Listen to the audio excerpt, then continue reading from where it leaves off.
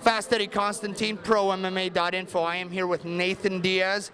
Nathan, god damn, that match, Adam Piccolotti and yourself in the brown belt division. Damn, you tell the listeners, because I'm still a little stunned. I don't know, it's just a match, man. The guy, I do gi all the time, but I was just trying to go in there and win, trying to play the point game, but I got behind, so kind of sucked, but I caught up. It's cool. Yeah, I'd say so. You know, for the fans, we're going to have the video up. Nathan went down 8-2 and then turned it up. And then you got the rear naked choke with 1 second left. You know, like you said, this seems to be a theme in the last month. You know, your fight with Melvin came out a little slow. Melvin would probably say won the first round, and then Nathan turned on the gas and got the finish.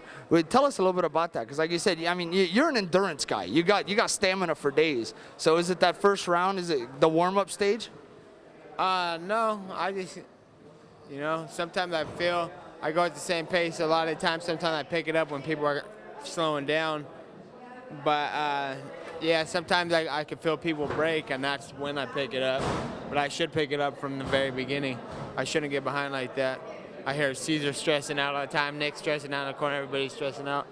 But I feel like if it was all day, I would go all day with these guys. But yeah, like I just felt like I heard that guy breathing heavy.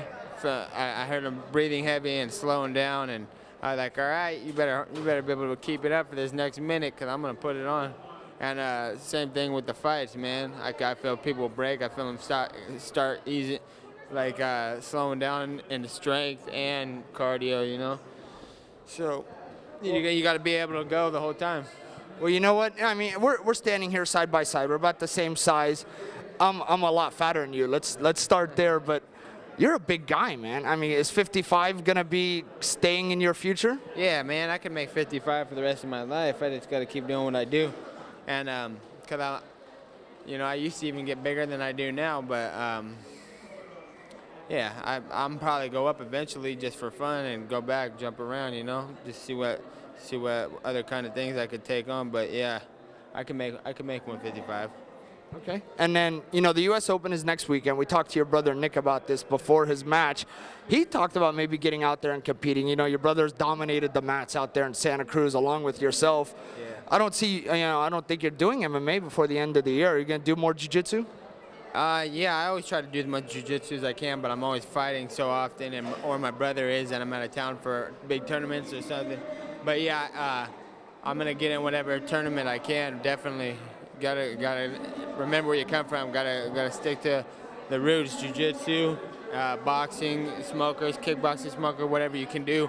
You want to stay as active as possible. I do anyway. So, and that's, if anybody was smart, they'd be doing that too. Now, what about triathlons, or is that something just Nick does? No, I do triathlons too. I compete.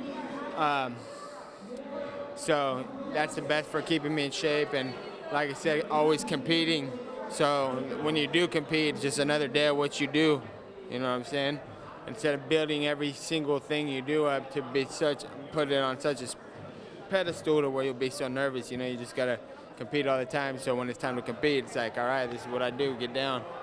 So what's the plan? Now we're here in San Francisco as the fucking announcer's behind us. We can't hear shit, so we'll just rumble and mumble along until this asshole stops talking. But back to Stockton after this? Back to Stockton. Hometown. Look, we just got a new school, Kezar Gracie, Lodi, California. It's one city over from Stockton.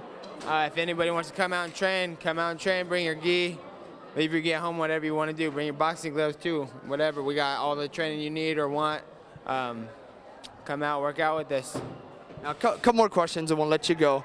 Your brother's match, Nick Diaz, Lucas Liet, that was amazing. Your brother went for the flying armbar and unfortunately got cut. What did you think of that match? It was a good match. 20 minutes is a long time. Those guys are both very technical guys, man. You got to be careful. Any one of them could get caught at any time, so they both were real safe. And you know, it's a good match to watch. Stuff like that is great to watch because you just sit there. And those are the best guys you could watch, man. So it was a very interesting match, and I enjoyed it. Now, your teammate, Jake Shields, getting ready to fight November 7th, CBS, going up against a very tall, lanky jiu-jitsu guys. So I would imagine you and your brother are really working a lot with Jake getting ready for this fight, yeah? Yeah, of course. We're working with Jake. He's hunting us down for training. We're showing up to meet up with him for training.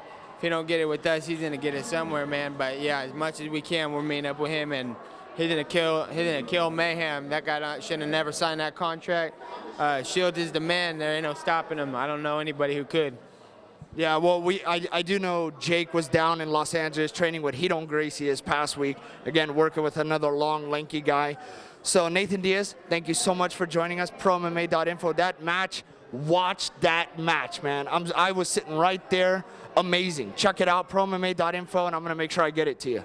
All right, thank you, sir.